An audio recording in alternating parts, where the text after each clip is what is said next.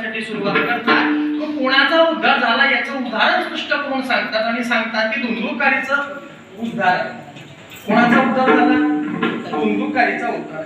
मग ठीक आहे, मान्य आहे आपल्याला धुंदुकारीचा उद्धार. 7 दिवस भागवताची कथा श्रवण केल्याच्या नंतर 8व्या दिवशी धुंदुकारीचा उद्धार आहे. तुम्हाला आणि मला मान्य आहे.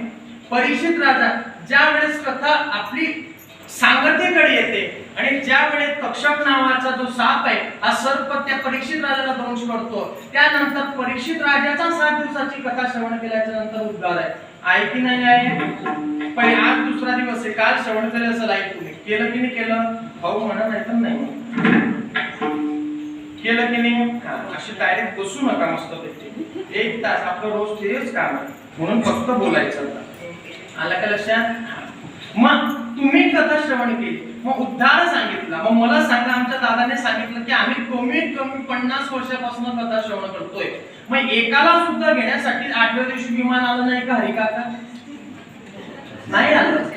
कुशाल म्हणता तुम्ही नाही आलं. आता ज्या तुम्ही म्हणता की 7 दिवस भागवताची कथा श्रवण केल्यानंतर 8व्या दिवशी आम्हाला घेण्यासाठी विमान नाही आलं, याचा अर्थ भागवताच्या कथेत जे सांगितलंय ते मोठं आहे.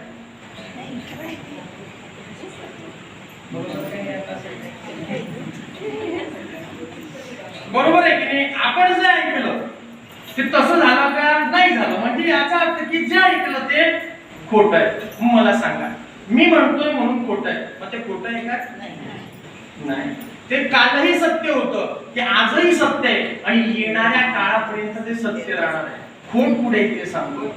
त्या धुंदुकारीनं स्वतःचा उद्धार व्हावा या अनुषंगानं 7 दिवस भागवताची कथा श्रवण केली. पण तुम्ही आणि आम्ही आपला स्वतःचा उद्धार व्हावा या अनुषंगानं कधीच भागवताची कथा श्रवण करत नाही. मला प्रश्न पडला, हाच प्रश्न मी एका शास्त्रकाराला विचारला.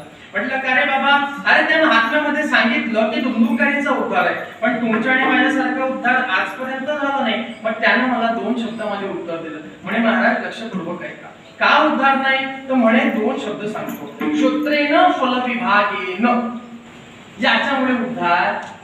म्हटलं म्हणजे या धर्ममंडपामध्ये बसलेला जेवढेही श्रोतेगण आहेत हे काळजीपूर्वक भागवताची कथा ऐकत नाही किंवा दुसरी विषय घेऊ आपण की आपला उद्धार व्हावा याच्या अनुषंगाने भागवताची कथा श्रवण करत नाही, म्हणून उद्धार नाही. विठ्ठल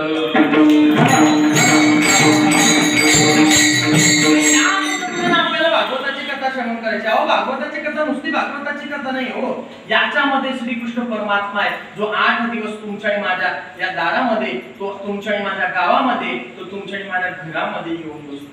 रोज आरती म्हणतात ना, याचं हरिपाठासारखंच होईल आपलं, आहे की नाही? त्याच्यामध्ये एक कडू आपण आवर्जून म्हणतो, ग्रंथ नव्हे हा श्रीकृष्ण, म्हणतो की नाही? म्हणतो.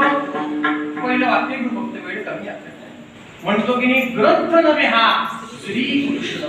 म्हटलं म्हणजे याचा अनुषंग काय लागतो की हा ग्रंथ नाहीये, हा साक्षात श्रीकृष्ण परमात्मा आहे जो गोकुळ सोडून या गोकुळामध्ये नांदण्यासाठी 8 दिवस तुमच्या आणि माझ्या घरी येतो. मग जर तो भगवंत तुमच्या आणि माझ्या घरी ते गोकुळ सोडून येत असेल तर 8 दिवस आपण कशी सेवा केली पाहिजे याचं तात्पर्य तुम्ही लावण्याचा प्रयत्न करा.